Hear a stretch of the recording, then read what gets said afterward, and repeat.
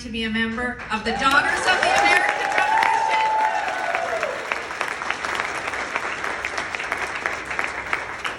We are truly making history here this evening as we begin our very first commemorative event to mark the 250th anniversary of the American Revolution. Congratulations, folks, on joining us to make history this evening.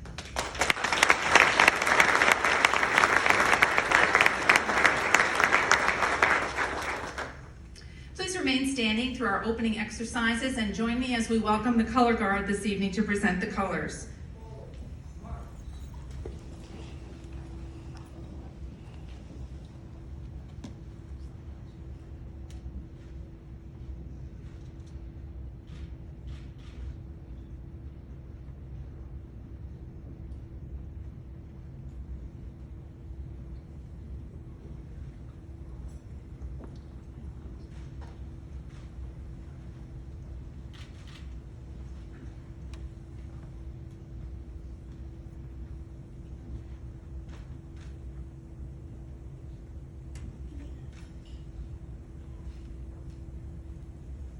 March time, march.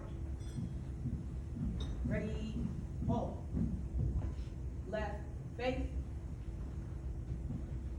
Present, arms.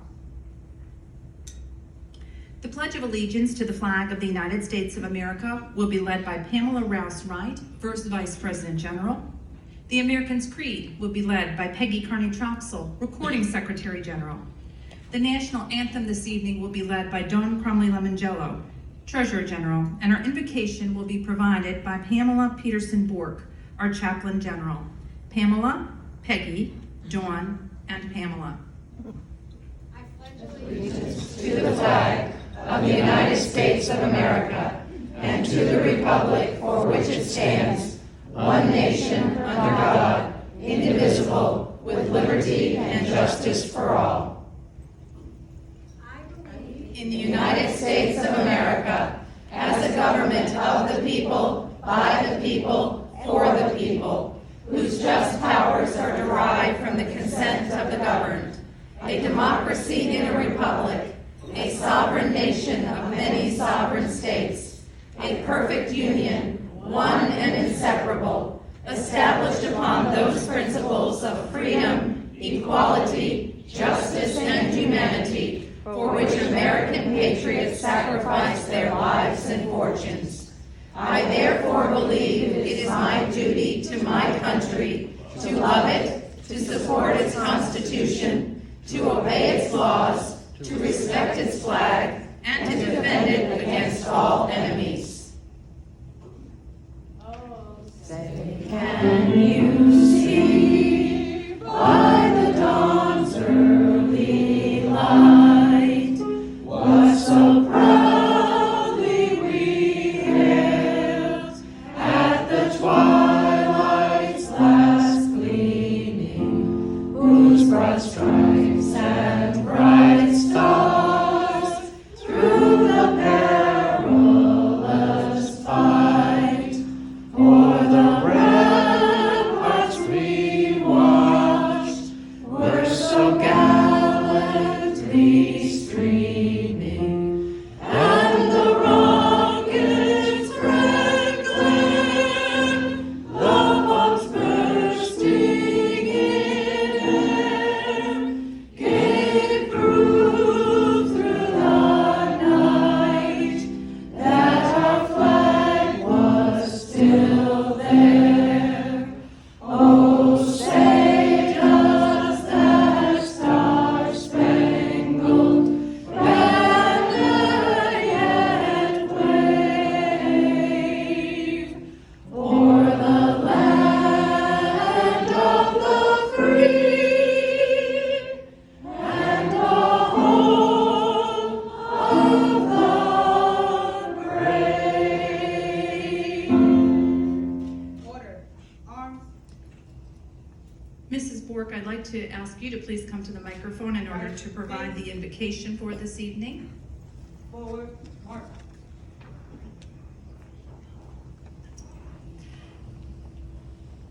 Let us take just a moment, if we would, to thank the members of the USS Constitution Color Guard. We are delighted to have them here with us this evening as the colors are retired.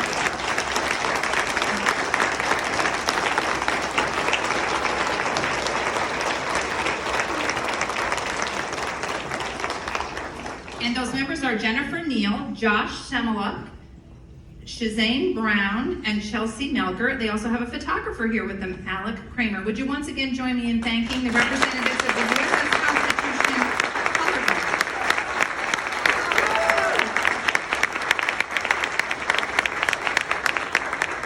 And do please remain standing through our invocation, which will be provided by our Chaplain General, Mrs. Borg.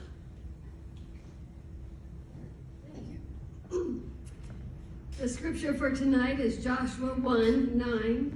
Be strong and courageous. Do not be terrified. Do not be discouraged. For the Lord your God will be with you wherever you go.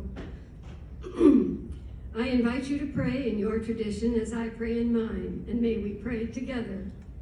Dear Lord, as we meet together this evening in this historic Parker House Hotel in the city of Boston, we thank you for this opportunity to begin the commemoration of America 250 with the remembrance of the Boston Massacre.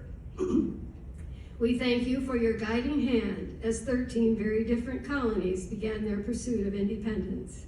We are in awe of the strength, courage, and sacrifice of the patriots of 1770 and all those down through the years, even to today.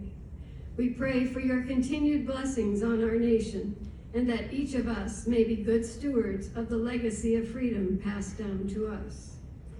We humbly ask you to give comfort, strength, and courage to all those affected by the devastation of the tornadoes in Nashville, Tennessee.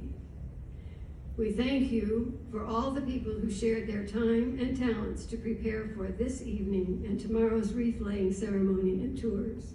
In thy name we pray. Amen. Amen. Ladies and gentlemen, you may be seated. The Boston Massacre, of course, was a spark that lit a fire that would eventually lead to the colony's rebellion and our independence as a nation. It is a privilege for the National Society of the Daughters of the American Revolution to be the official sponsors of the events that we will all together experience over the course of the next 15 hours or so. It's a joy for me to share with those of you who are daughters in the audience that we will also be unveiling at Continental Congress the very first official insignia pin that may be worn on the ribbon as part of a new series of 250th anniversary pins, and it will honor the Boston Massacre.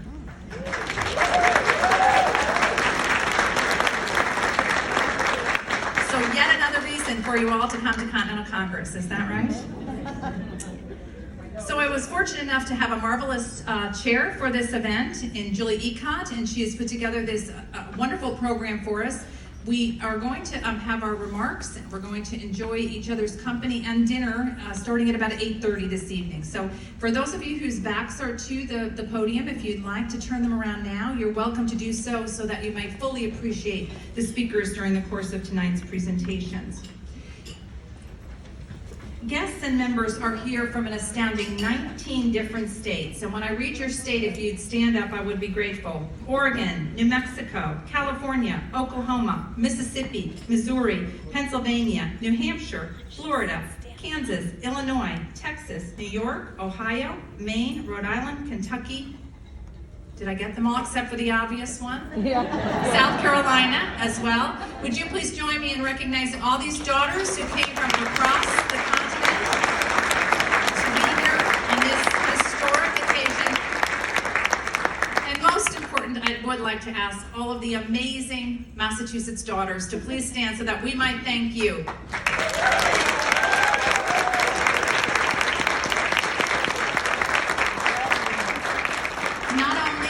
What you did to provide us with this warm welcome this weekend, this week, but honestly, for all that you do to preserve history, not only of our patriot ancestors, but that of Boston and its key role in the American Revolution. So, huzzah to all of the daughters who are here from the great state, the great Commonwealth of Massachusetts.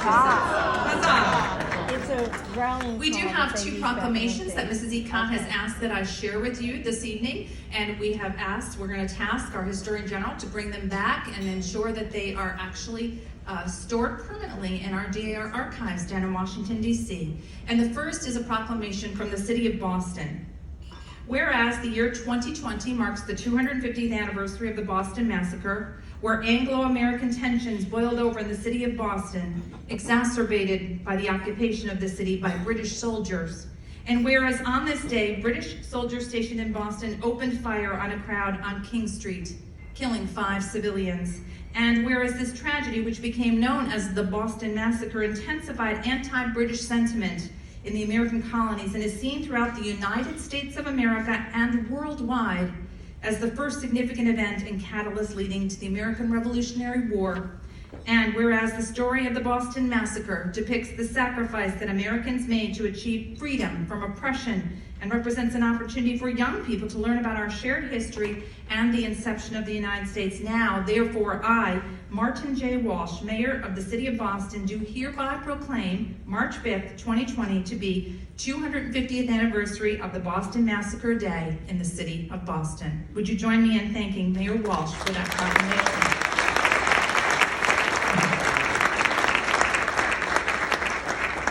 It's also a joy for me to share with you this magnificent proclamation that has also been received from the Office of the Governor here in the Commonwealth of Massachusetts, and I shall read it to you.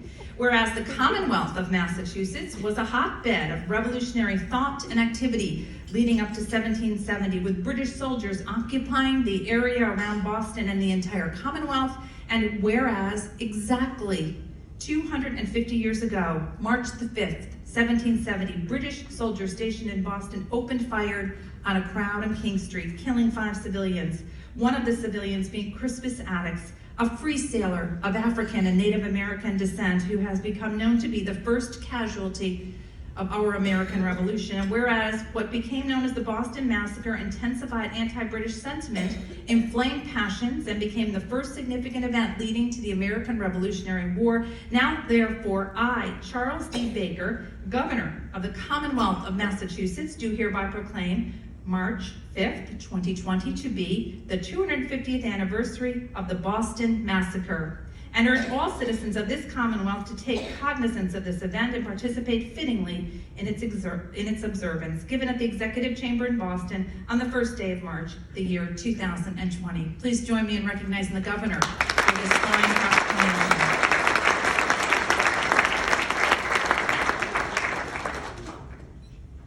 It's an honor for me to have an opportunity to introduce you to the guests that we have gathered at the head table. I would ask for them to please stand when I announce their name, but I would ask those in the audience to please wait and withhold your recognition until all have been presented to you.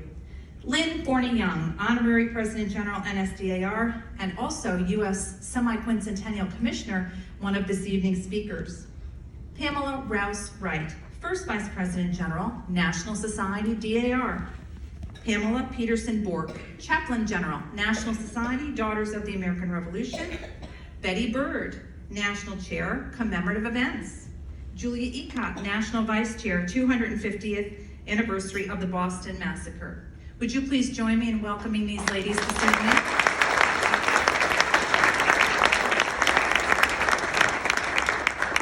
It's also a delight for me to introduce to you this evening the national officers who share with me the leadership of our National Society during our 3-year term together. Again, I'll ask each of them to please stand when their name is announced, and for all of you in the audience to withhold your recognition until they've been presented.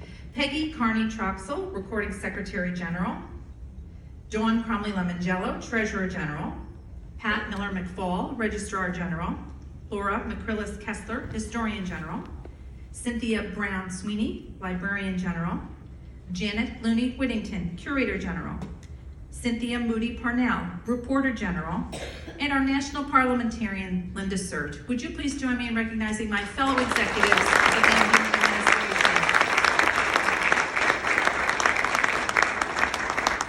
You have no idea the things I've talked these women into. Speaking of which, I was fortunate enough, probably almost 2 years ago, to mention to a woman who I admired so very much during my involvement in DAR, how grand it would be if we could launch our 250 celebration with something magnificent here in the city of Boston. And she immediately accepted my offer. And so will you please join me in recognizing, welcoming to the podium, and thanking the real hostess for this evening, the brains behind this operation, our National Vice Chair of the Boston Massacre event, Julia Ecott.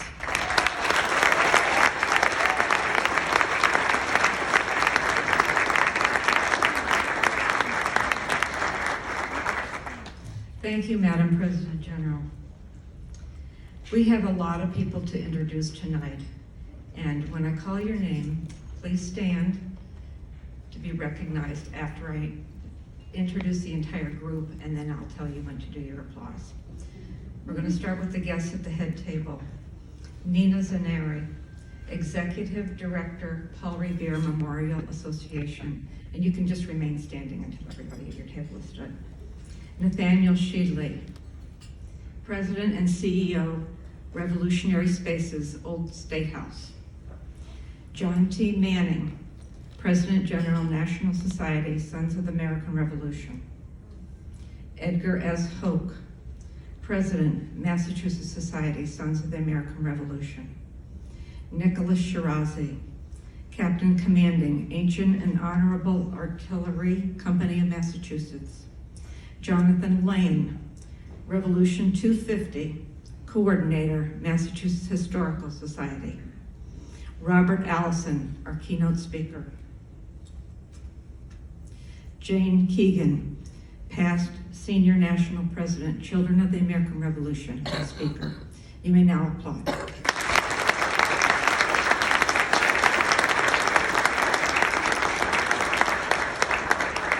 At table 2, we have one Vice President General, Charlotte Reynolds. You may applaud.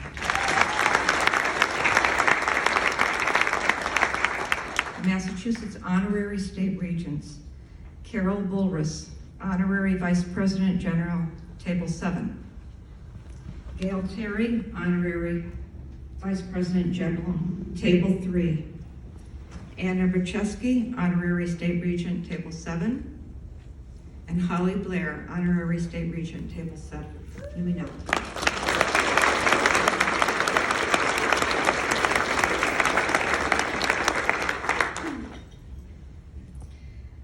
We have several national chairs with us today. Please stand when your name is called. Holly Blair, National Chair, Constitution Week, table 7. Morgan Lake, National Chair, DAR Schools. Sherry Edwards, National Chair, Finance. Leslie Miller, National Chair, Historic Preservation. Gail Terry, National Chair, Patriot Records Project. And Mary Tedesco, National Chair, Service to America. You may now applaud.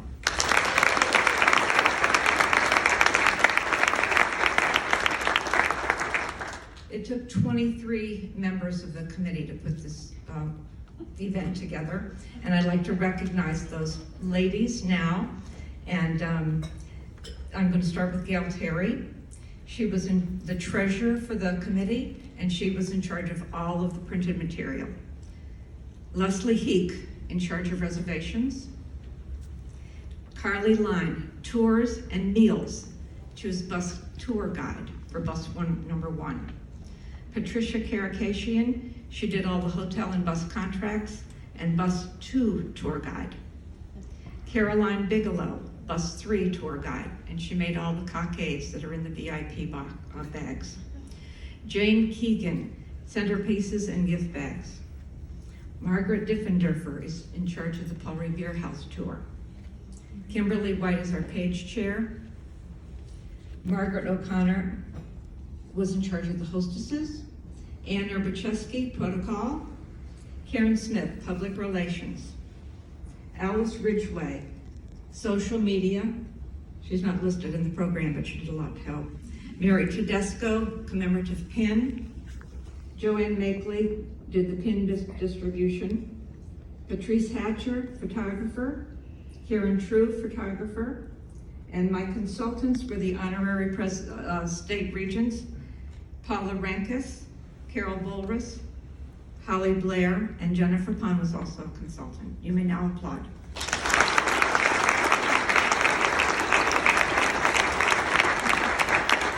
Thank you all so much. It was a pleasure working with all of you, and I honestly could not have done it without every single one of you. Thank you. We're going to introduce the speakers now, and first is Jane Keegan. It is a pleasure to introduce Jane Keegan. She's the honorary senior national president of the Children of the American Revolution and a Massachusetts DAR daughter. Jane was asked to share some history about the historic Parker House Hotel because at one point in her life, she worked in guest hospitality and event planner. With so many out-of-town guests, we thought it would be a good way to start off the evening with some history on this wonderful old hotel. Jane?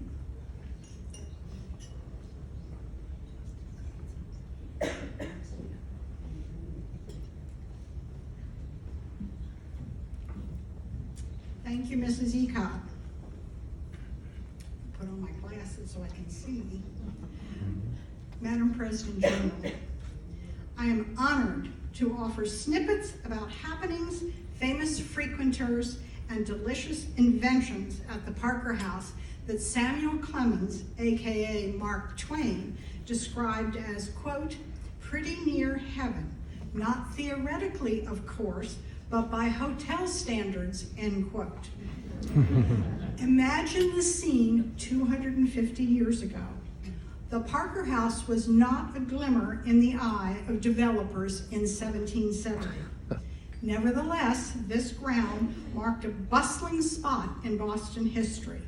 Here, at the corners of Tremont and School Streets, between Boston Common and Faneuil Hall, patriots certainly would have hurried to the bottom of this hill to behold what would become infamous in American history, the Boston Massacre. But fast forward to 1855. An edifice had risen through the efforts of an entrepreneurial Maine transplant named Harvey D. Parker, who arrived in Boston via packet boat. Having opened a successful namesake restaurant in this neighborhood, he built, quote, Boston's most elegant inn and longest continuously operating hotel in the United States, end quote. Located as it is in this high traffic area dating from pre-Revolutionary War days, across from King's Chapel and King's Chapel Cemetery, down the street from the old Granary Burying Ground, and on a hotline between Old City Hall and the State House on Beacon Hill, the Parker House watched history march outside and through its hallowed halls.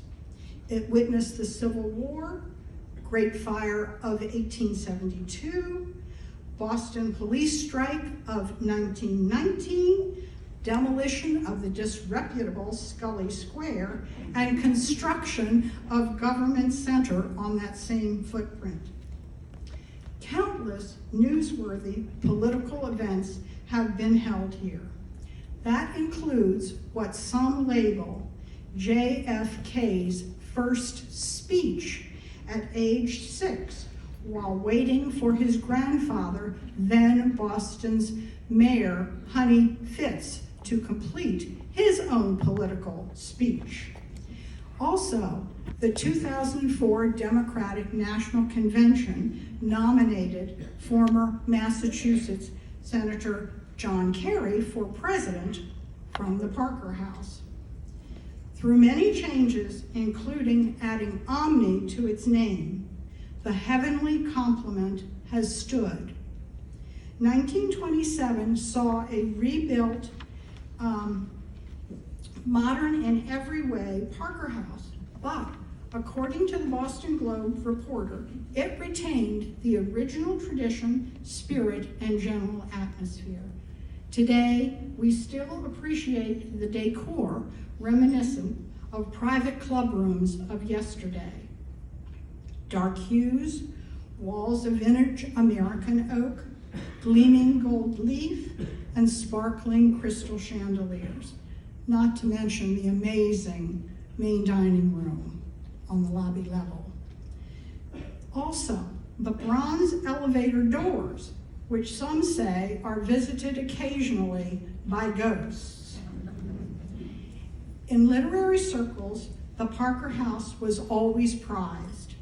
During America's golden age of literature, Massachusetts literacy luminaries, Emerson, Holmes, Hawthorne, Longfellow, regularly met here as part of a private men's-only group called the Saturday Club.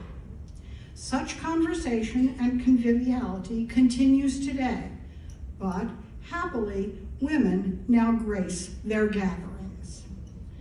Charles Dickens had the first American reading of A Christmas Carol here. Edith Wharton imagined her major character in Age of Innocence staying here, and Willa Cather made her home here in 1907.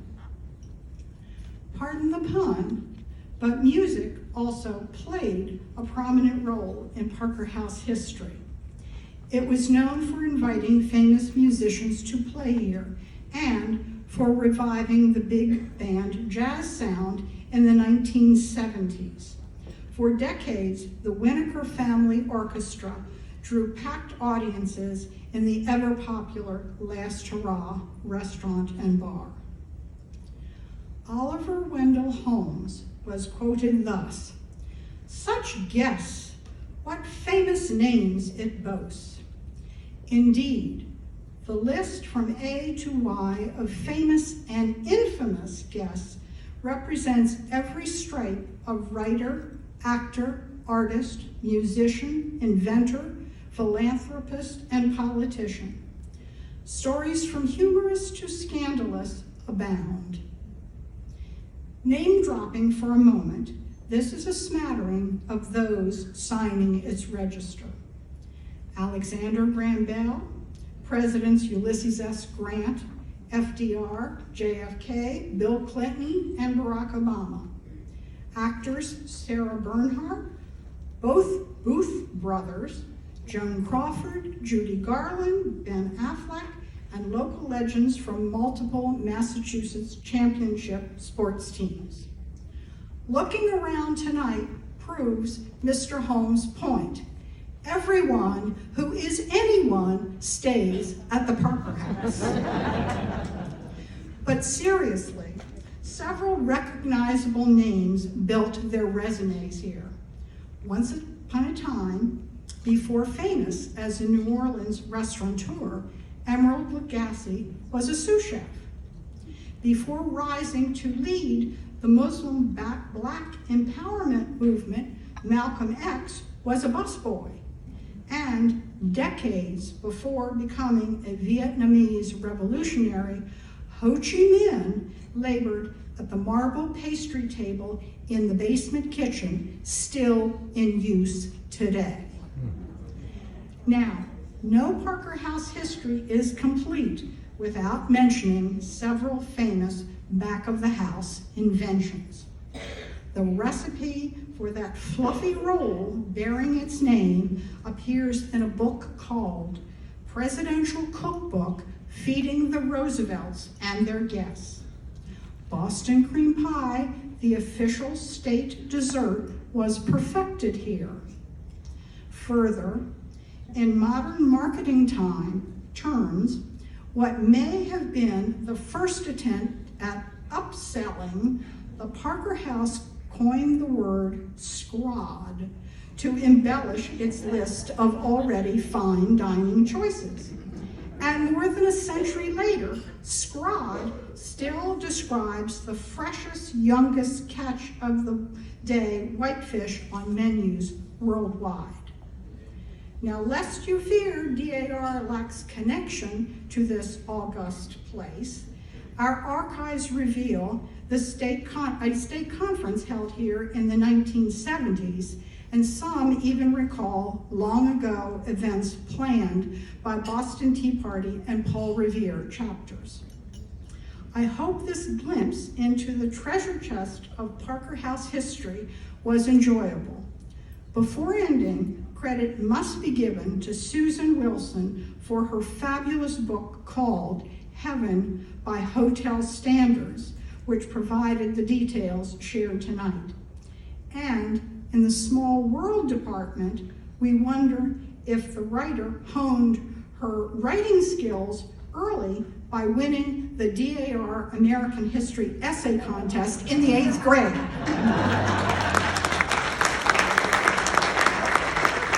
Madam President General, Massachusetts DAR congratulates the Omni Parker House on its own 165th anniversary coming this October, and we are honored to host this event, the first of many America 250 commemorations to come in the Bay State. Thank you very much.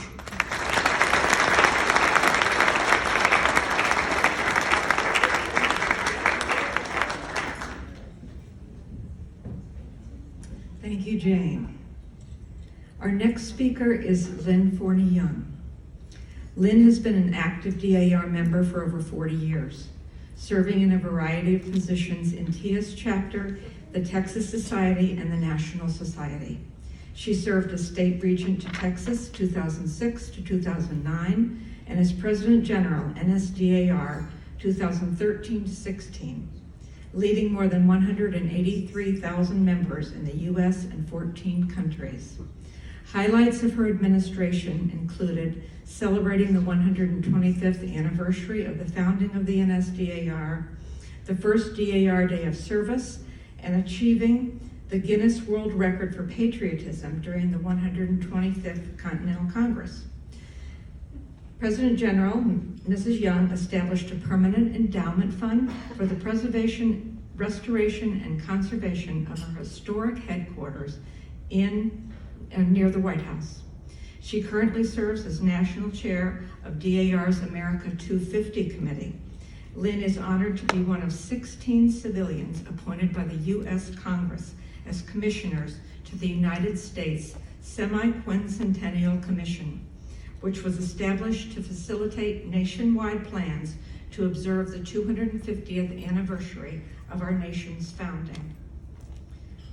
Welcome, Lynn Young.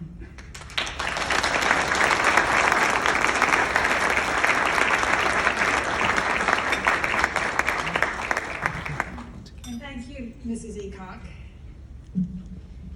Madam President General, thank you for the invitation to return to this wonderful city of Boston to take part in the first celebration or commemoration of our 250th anniversary. I'm delighted to be back here in Boston. The United States Semi-Quincentennial Commission was established by Congress in 2006 to prepare an overall program to observe and commemorate the 250th anniversary of our nation's founding.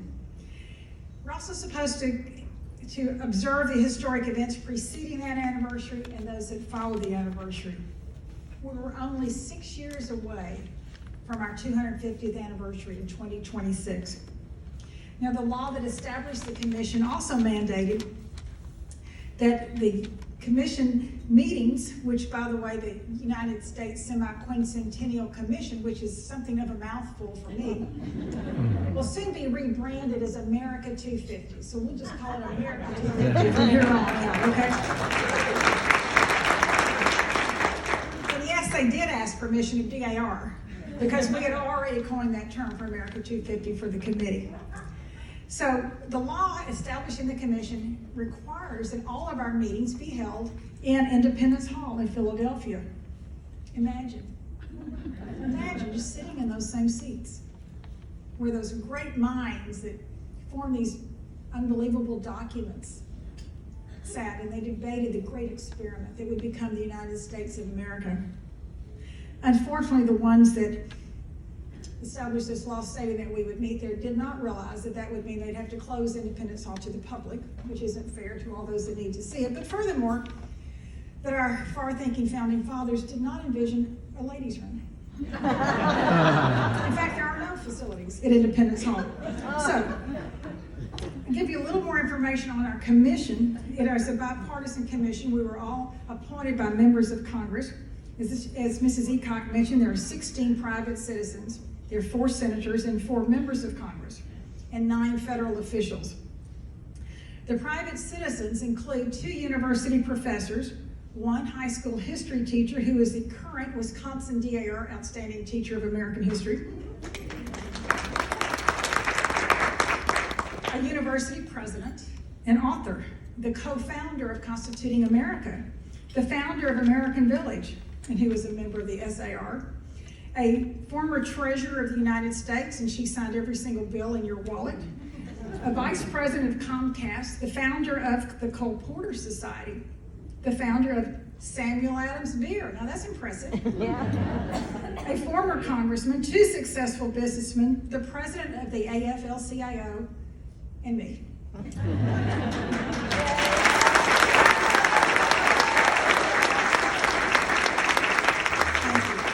One thing I know for sure is that I am here because of each one of you, because we have members throughout the nation and so many other countries, and they know that if you want the job done, you just call DAR and we're going to take care of it.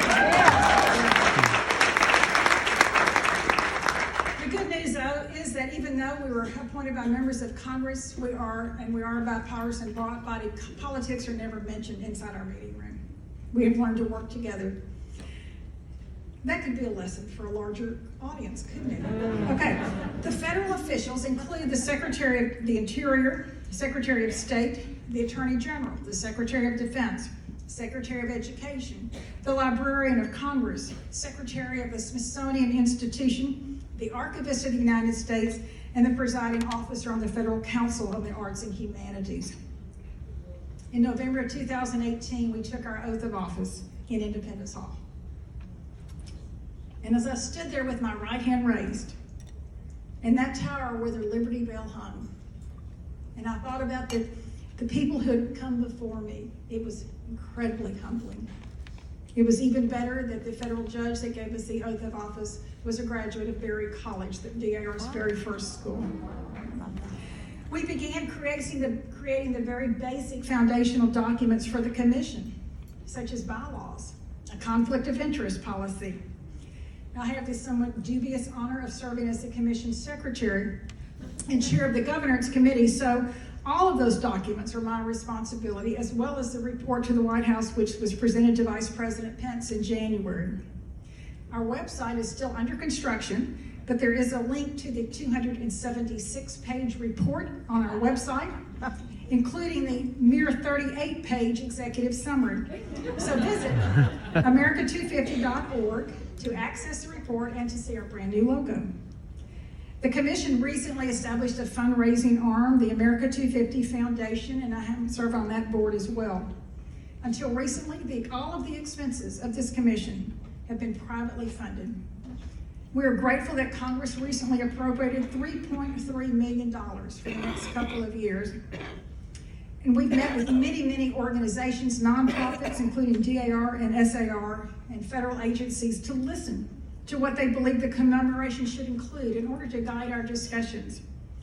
I've learned that for some, it is not a celebration, but is a commemoration. And from those discussions have come our vision statement. Are you ready? Yes. Inspiring the American spirit within all Americans and each American, grounded in our nation's founding principles for our journey to a more perfect union.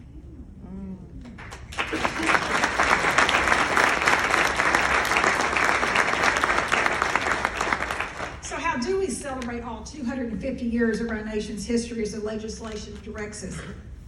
How do we engage each and every American, no matter how long their family has lived in this United States? How do we handle the difficult issues in our history, such as the Trail of Tears, slavery, and the internment of Japanese during World War II? How do we engage and educate generations of Americans? And through these discussions, we focus on 3 key themes. Number 1 being to educate, sparking deeper awareness of our founding principles, our history, and our democratic process builds broader appreciation of one another, our unique stories, and our common humanity. Together, these contribute to a better understanding of who we are and where we came from and where we are headed. How will Americans learn from our nation, our institutions, and each other? Second, to engage. Government by and for the people establishes Americans to invigorate the civil dialogue that perpetually reshapes our nation. We have the right and we have the responsibility to take part in the ongoing American experiment, Civic engagement takes many forms, even more than a Facebook poll, which some believe is their civic responsibility. How will Americans be involved in their communities and continue to shape our nation? And the third is to unite, to come together as a nation, recognizing the power of our diverse stories while never losing sight of our common bonds as Americans. This unity is reflected in our democratic institutions, our voluntary associations, and our collaborative enterprises. Ideally, we act in concert to promote the common good, even as we exercise our individual rights to life, liberty, and the pursuit of happiness, while honoring the freedom of others to do the same. How will Americans join in the expressions of unity that respect individual liberty? Of course, this is challenging, but it was for the bicentennial in 1976 also. For many of you who are youngsters in the room, let me remind you that the 60s and 70s were time of change. We had great things. We had wonderful music. We had I Love Lucy, Laugh In. We had Love Beads. We had The Twist. We had Elvis, the Beatles, Woodstock, and the moon landing.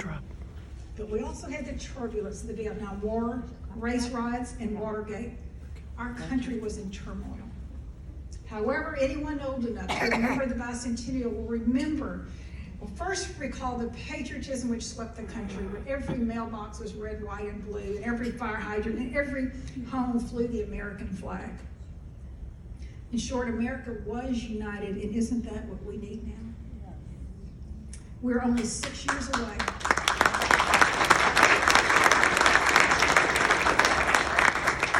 Only 6 years away from this milestone anniversary of the United States. So I invite you to share your opinion on how to engage and educate and unite America as we journey together to a more perfect union.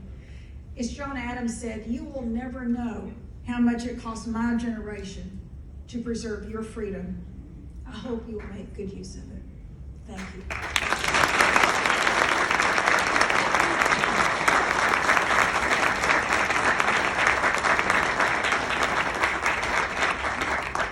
Thank you, Mrs. Young. Our keynote speaker tonight is Robert Allison. Robert J. Allison is a professor of history at Suffolk University, where he has received 3 teaching awards. He also teaches at Harvard Extension School, where he received the Petra Shattuck Distinguished Teaching Award. In addition to Stephen Decatur, American Naval Hero, his books include A Very Short Introduction to the American Revolution, A Short History of Cape Cod, A Short History of Boston and the Crescent Obscured, The United States and the Muslim World, 1776 to 1815. Robert Allison produced, before 1776, Life in the American Colonies for the Teaching Company's Great Courses and Age of Benjamin Franklin with Bernard Bailyn. He edited The Essential Debate on the Constitution, Federalist and Anti-Federalist Speeches and Writings. He edited the interesting narrative of Abia, Equino, or Gustavus Vasa, The African, as well as other books on American history. He earned his doctorate at Harvard History of American Civilization and his undergraduate degree at the Harvard Extension School.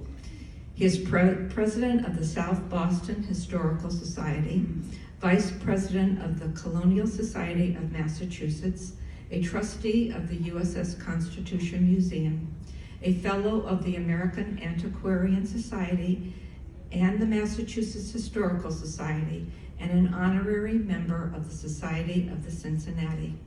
He and his wife live in South Boston. Their oldest son is the 2013 Suffolk alum. Their younger son is in the U.S. Coast Guard. Welcome, Robert Allison.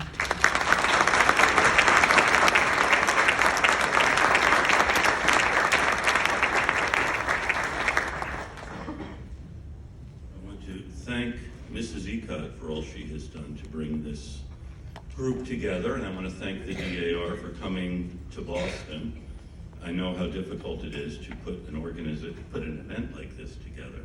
And I was just reflecting as we were hearing remarks earlier that in 1825, Boston began to build its first real monument to the American Revolution, the Bunker Hill Monument. And after about 5 years, they ran out of money. And actually, it was only when women got involved.